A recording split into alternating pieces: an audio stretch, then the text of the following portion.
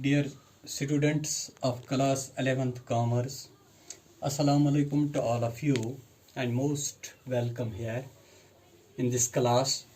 And today's topic that I am going to share with you is journal.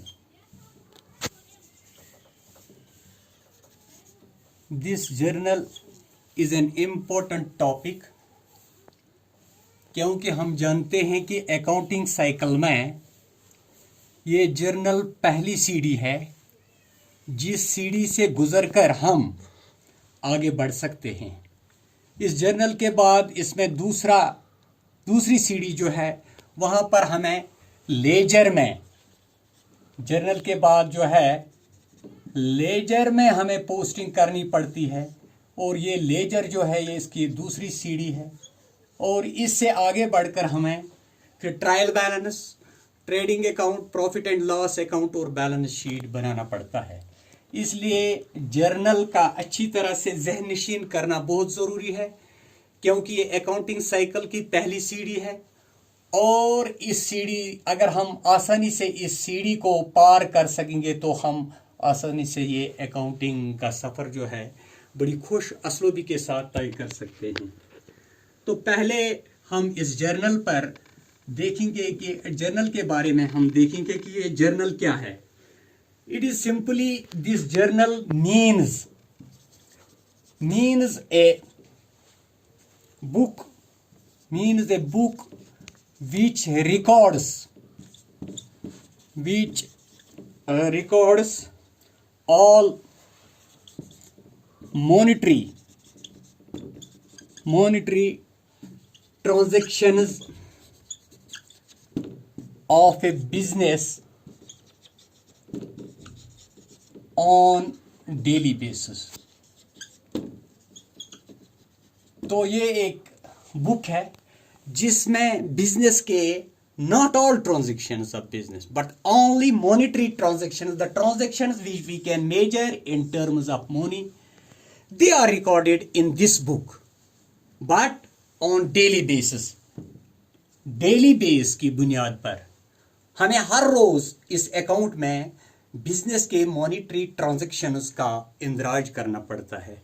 और ये इंदराज जो है, ये मॉनिटरी ट्रांजैक्शंस जो हैं, ये monetary transactions they are recorded in chronological order.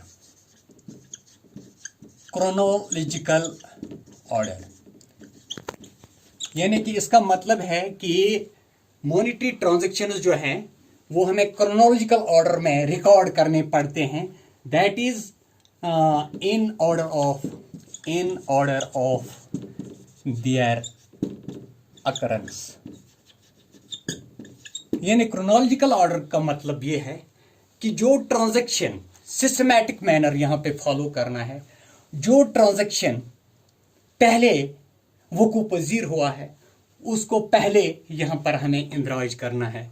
मिसाल के तौर पर अगर हम जून का महीना, इसमें हमें ट्रांजैक्शंस का इंदराज करना है तो पहले जून 1 का ट्रांजैक्शन हम रिकॉर्ड करेंगे, ऐसे ही जून 2 या 3, ऐसे। This is chronological order. That means in order of occurrence we have to record these monetary business transactions in this book of journal. तो यहाँ पर ये हमें ये प्रोसीजर जो है ये फॉलो करना है, सिस्टमैटिक मैनर में ट्रांजैक्शंस का रिकॉर्ड करना है। तो इसलिए जो ये दिस जर्नल, इसको हम कहते हैं book of original entry, book of original entry और प्राइम एंट्री। इसलिए इसको बुक ऑफ ओरिजिनल एंट्री कहते हैं या प्राइम एंट्री कहते हैं कि क्योंकि ट्रांजैक्शन जो पहले रिकॉर्ड होते हैं ये इसी बुक में रिकॉर्ड किए जाते हैं, यानी जर्नल में रिकॉर्ड किए जाते हैं। तो इसको हम कहेंगे बुक ऑफ ओरिजिनल एंट्री या प्राइम एंट्री। और जो ट्रांजैक्शंस, इसमें ट्रांजैक्शंस का जो प्रोसेस है और रिकॉर्डिंग का जो प्रोसेस है, process of recording recording monetary transactions in this book, in this book is known as journalizing.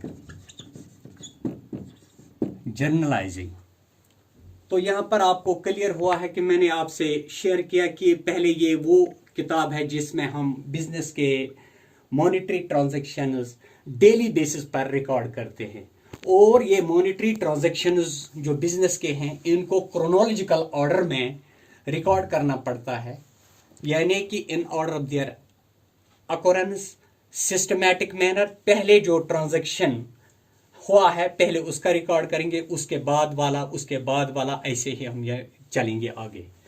तो इस बुक को बुक ऑफ ओरिजिनल एंट्री या प्राइम एंट्री इसलिए कहते हैं क्योंकि ट्रांजैक्शंस का, बिजनेस के मॉनेटरी ट्रांजैक्शंस का इंद्राज पहले इसी बुक में किया जाता है, तो इसलिए इसको बुक ऑफ ओरिजिनल एंट्री या प्राइम एंट्री भी कहते हैं।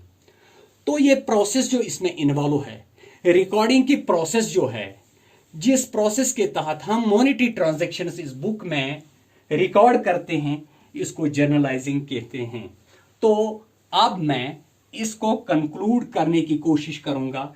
तो इसके लिए ये डेफिनेशन जो है वो आपके लिए जरूरी है कि आप इस डेफिनेशन पर जरा ध्यान दें कि जो जर्नल है, तो journal is a book of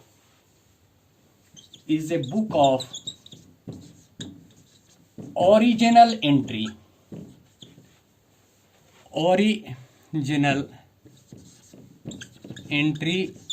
Journal is a book of original entry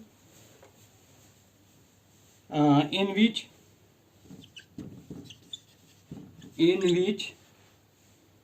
after following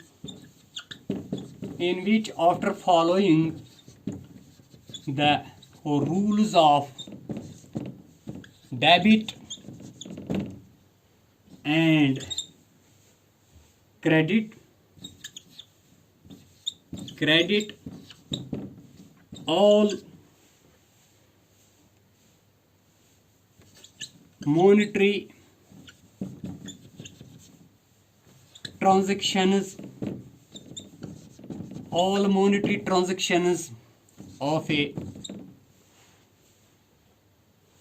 business or recorded in chronological order।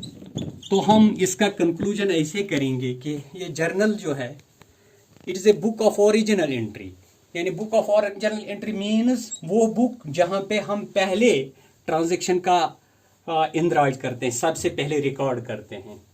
तो रिकॉर्ड कैसे किया जाता है?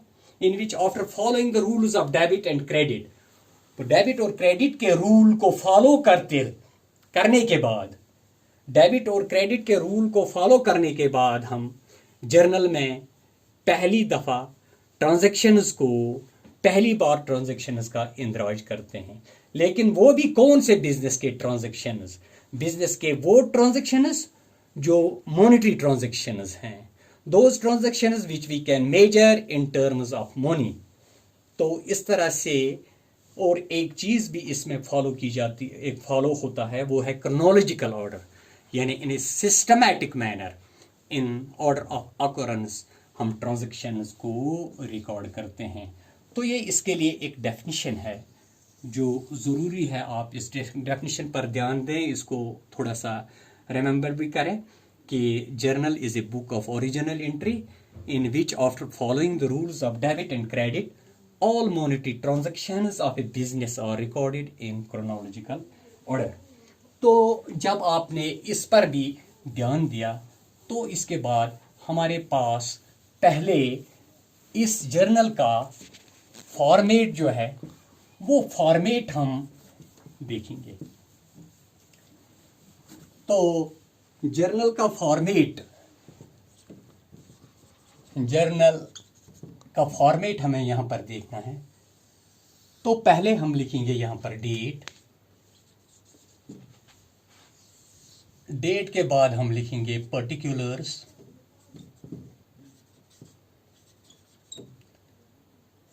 पर्टिकुलर्स के बाद हम लिखेंगे LF, और फिर हम लिखेंगे डेबिट, और यहां पर हम लिखेंगे क्रेडिट।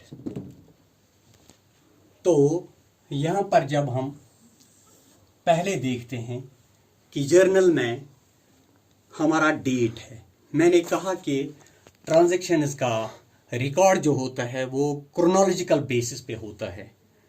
तो अगर मिसाल के तौर पर जून के डिफरेंट ट्रांजैक्शंस हैं, तो हम यहां पर लिखेंगे जून 1, इसी तरह जून 3, जून 5, जून 6। अगर इस तरह के ट्रांजैक्शंस हुए हैं तो इस तरह से ये यहां पर ये क्रोनोलॉजिकल ऑर्डर में रिकॉर्ड किए जाते हैं। अब दूसरी बात जो जानना जरूरी है, अगर ये ट्रांजैक्शंस 2020 के हैं तो ईयर जो है वो हम ऊपर लिखेंगे 2020, यानी कि 2020 साल के ये ट्रांजैक्शंस हैं और ये जून के ट्रांजैक्शंस हैं। तो इस तरह से हमें यहाँ पर बार बार जून 1 2020 नहीं लिखना पड़ेगा, जून 3 2020 नहीं लिखना पड़ेगा, ये 2020 जो है ये ऊपर ही हम लिखेंगे। तो इस तरह से इसके बाद हम जून के हैं ये ट्रांजैक्शंस, इनको क्रोनोलॉजिकल ऑर्डर में लिखेंगे। तो ये साल जो है ऊपर एक ही जगह लिखा जाता है। तो इस तरह से ये डेट का कॉलम है। तो पर्टिकुलर्स में यहाँ हम ट्रांजैक्शन दर्ज करते हैं कि क्या ट्रांजैक्शन हुआ है। मिसाल के तौर पर अगर हमें कैश आया है, cash account DR to sales account,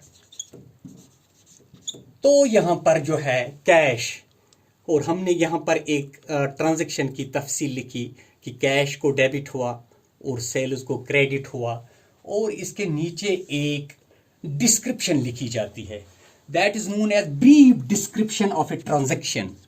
brief description of a transaction,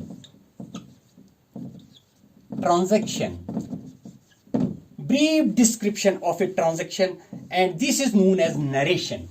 narration यहां पर लिखी जाती है ताकि उस नरेशन के जरिए से हमें ट्रांजैक्शन की वजाहत होती है। तो उस डिस्क्रिप्शन की वजह से हमें ट्रांजैक्शन की वजाहत होती है। अगर हम कहेंगे being cash received, being cash received on sales,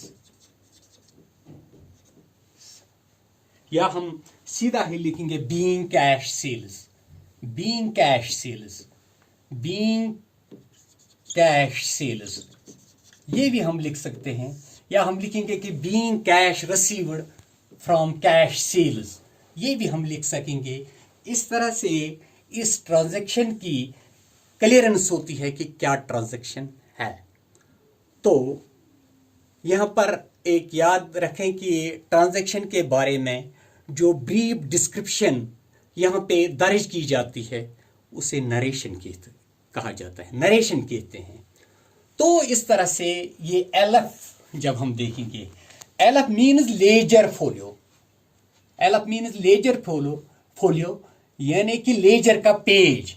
for example ये कैश ट्रांजैक्शन अगर हम लेजर के पेज नंबर 15 पर लिखेंगे तो हम यहां पर 15 लिखेंगे कि ये ट्रांजैक्शन जो है ये लेजर में पेज नंबर 15 पे एग्जिस्ट करता है। तो इस तरह से हम क्लियरली वहां तक पहुंच सकते हैं।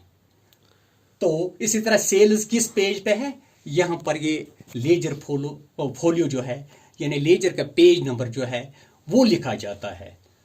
तो इसके बाद हम देखेंगे कि इसमें से इस ट्रांजैक्शन में डेबिट क्या है और क्रेडिट का क्या है, क्योंकि हर ट्रांजैक्शन के दो एस्पेक्ट्स होते हैं, एक डेबिट है और एक क्रेडिट है। Equal debits and equal credits. तो अगर ये 10,000 होगा तो कैश का यहां पर डेबिट 10,000 और सेल्स का हमें यहां पर 10,000 आएगा, लिखेंगे हम ऐसे ही।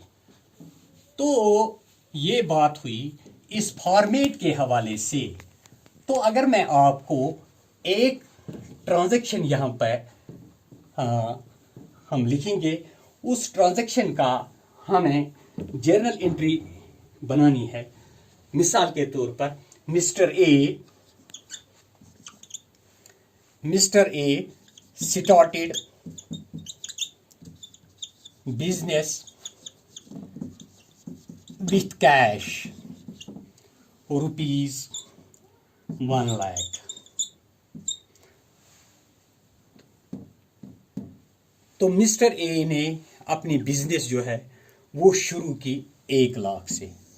तो ये 1,00,000 रुपए जो है ये कैपिटल है, क्योंकि ये पहली बार बिजनेस में मिस्टर ए ने इन्वेस्ट किया। मिस्टर ए ओनर है, और ओनर जो है, ओनर बिजनेस से सेपरेट होता है। इसके लिए बिजनेस एंटिटी कॉन्सेप्ट है। उस कॉन्सेप्ट के तहत बिजनेस और इसका ओनर जो है ये they are two distinct identities. तो यहां पर जो हम भी ट्रांजैक्शंस दर्ज करते हैं, जो भी हम रिकॉर्ड करते हैं, ये बिजनेस के हवाले से, from the point of view of business, not from the point of view of this owner. तो इस तरह से यहां पर दो चीजें हैं। इस ट्रांजैक्शन में दो अकाउंट इन्वॉल्व होते हैं। एक अकाउंट जो है that is capital account and second is cash account. Cash account और कैपिटल अकाउंट, ये दो अकाउंट इसमें जो इन्वॉल्व होते हैं। तो इसमें से अब देखेंगे, अगर हम ये कैश जो है, कैश अकाउंट जो है ये एसेट है।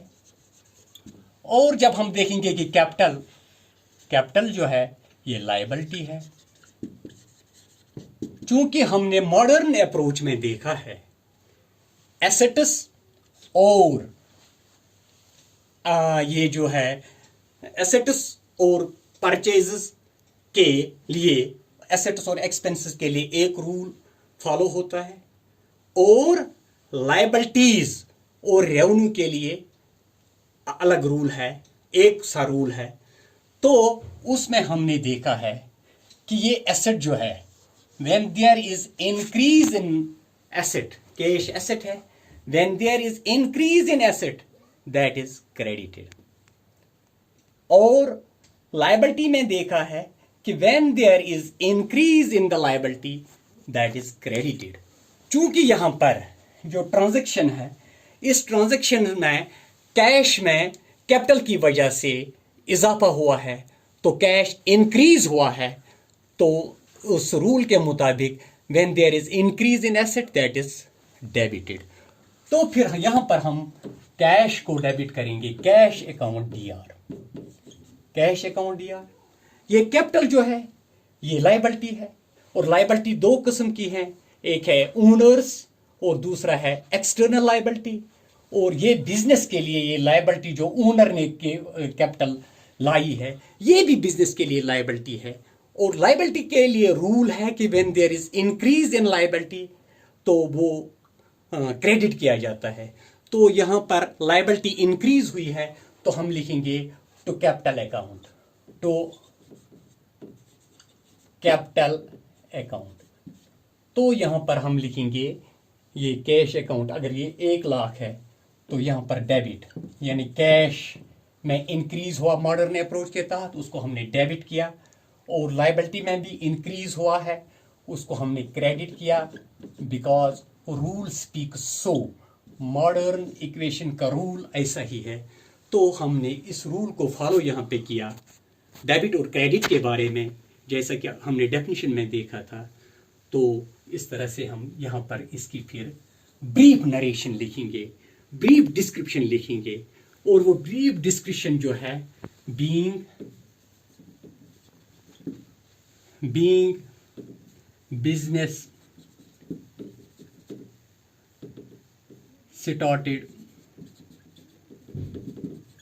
या being cash received on account of capital, being cash received on account of capital। तो यहाँ पर हम इसमें डेट भी लिखेंगे। अगर ये 1 अगस्त का मामला है या जून का मामला है तो वो यहाँ पर हम लिखेंगे, और फिर इसके बाद हम इसमें ये नरेशन लिखेंगे। नरेशन में भी डिस्क्रिप्शन लिखेंगे। तो ये यहाँ पर हमने किया रेस्ट बाय टुमारो। तो इस वक्त इतना ही। Thank you.